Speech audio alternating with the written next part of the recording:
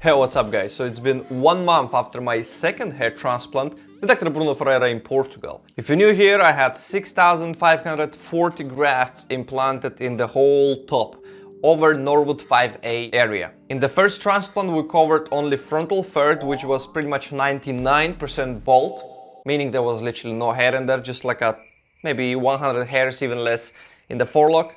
That's it. And Dr. Ferreira used 3,659 grafts for it. It turned out pretty well, and second surgery we did 2,881 grafts for the remaining area, which was mid-scalp and crown, and also a little bit grafts in the same existing recipient area to increase the density, as well as a little bit in temple peaks. So they were not reconstructed from scratch, but more so to add a little bit more Density. to structure them a bit better, because they were a little bit thinned out. If you want to see progress my first transplant, go ahead, check out my previous videos. Plenty of information, I documented pretty much everything from A to Z, and that's what exactly I'm doing right now with my second transplant. So today is 1 month after my surgery. How do I feel? I feel great.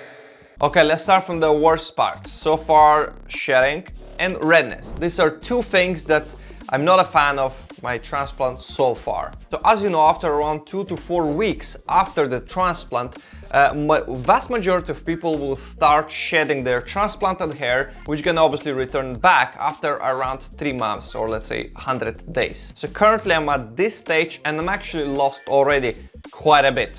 You wanna see how much?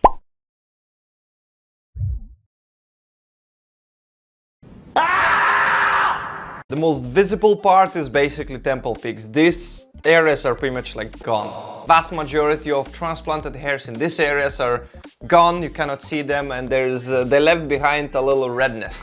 So overall I'm still expecting to shed more. I think I shed maybe like 50%.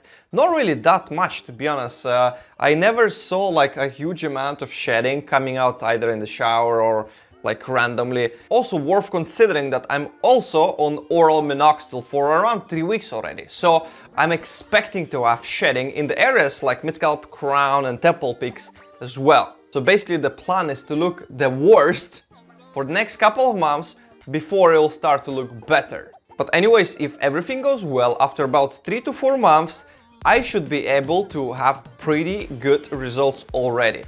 So transplant and oral minoxidil.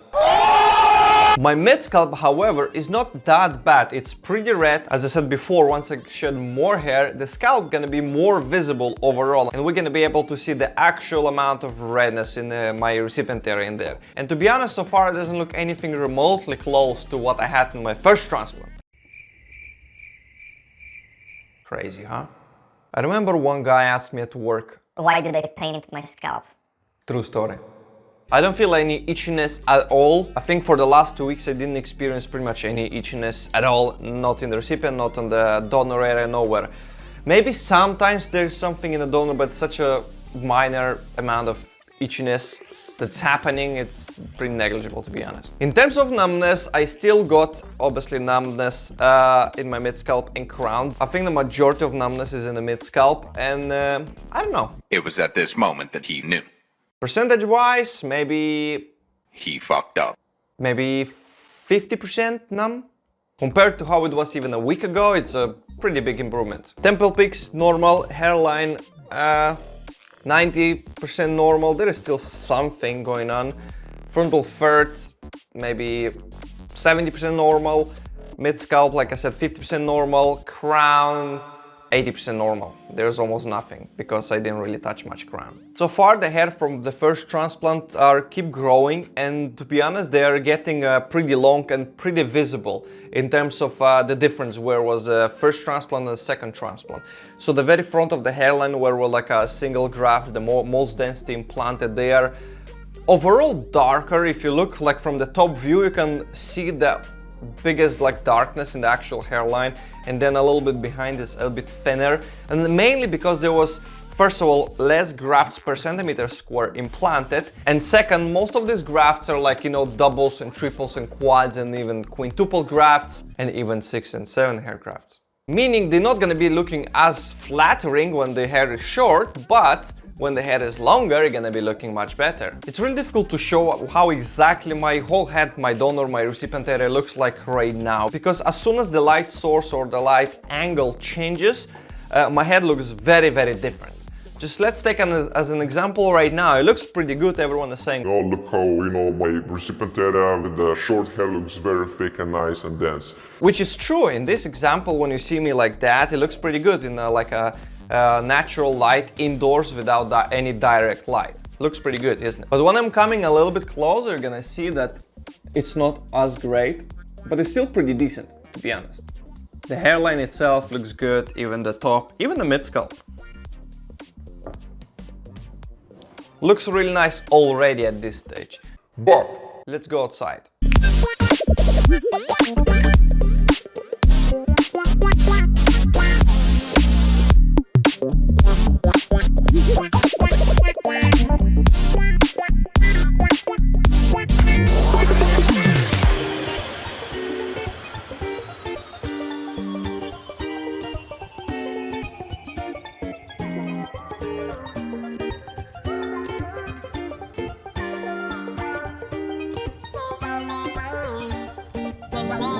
It still looks pretty good when the sun is behind me, but it's so much thinner already.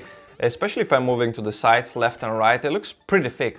But look at that, whenever I'm turning to the sun, it looks extremely thin, especially mid-scalp and crown. So that's what I'm saying. In terms of donor area, it's healing pretty well. To be honest, I'm really surprised how well it looks after 6,500 extractions. It's a lot of extractions. Nonetheless, there's some things that might look to you a little bit worrying. Let's have a look. This area looks so much thicker compared to this around. And some of you might think, oh my gosh, I've got DUPA, diffuse and pattern alopecia, or I got retrograde over here, or it's just thinning out and I'm getting into bizarre stage of Norwood 7, which is possible. I'm not denying that there is possibility I'm gonna get to Norwood 7 in a worst case scenario if I don't do anything. Nonetheless, what I remember from last year, I had kind of a similar thing. This picture was taken 1 month after my surgery as well. Of course, I just went to the barber to trim out my donor area.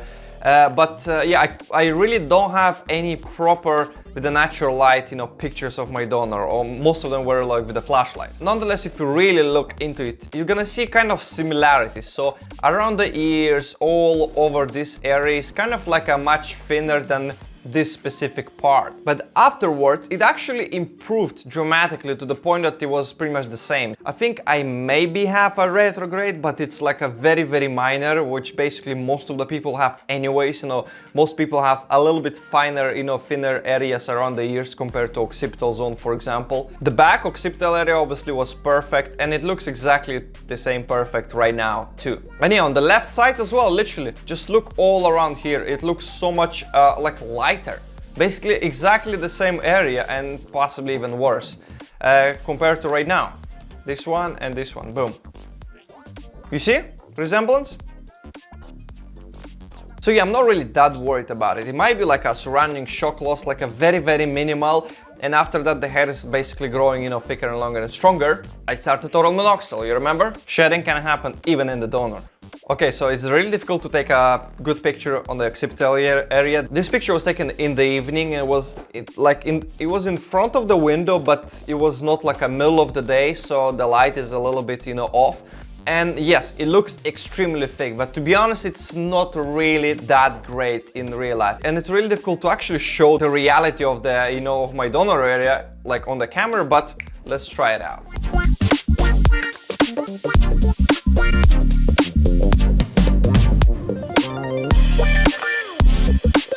In terms of what I'm currently doing to look after my hair transplant is I'm obviously taking finasteride 1 mg a day. I'm taking minoxidil, oral minoxidil 1.25 mg a day. And I'm still using Dr. Ferreira shampoo that he provided because I still have some left. I'm still using aloe vera, but actually mainly on the recipient area, I'm running super low. It's almost finished, to be honest, like less than half of this little bottle. So if I'm gonna see I still have redness after I finish it, which is most likely I will have, I'll probably just buy the same one I used to use last year, which is like an organic, basically like cold press, basically the best quality you could possibly find on Amazon. And yeah, if you're curious, check out the link in the description. Yeah, washing my hair almost every day. I'm trying not to wash it every day, but you know, if I'm going to the gym or I'm sweating or something else, I rather keep it, you know, clean. Wearing a hat whenever on the direct sun for like longer than just 1 or 2 minutes, but I'm trying to stay away altogether. But for now, that's it for this video. Thanks so much for watching. Subscribe to the channel if you haven't already. Like the video, that's gonna be helpful, and I will see you in the next one. Peace out.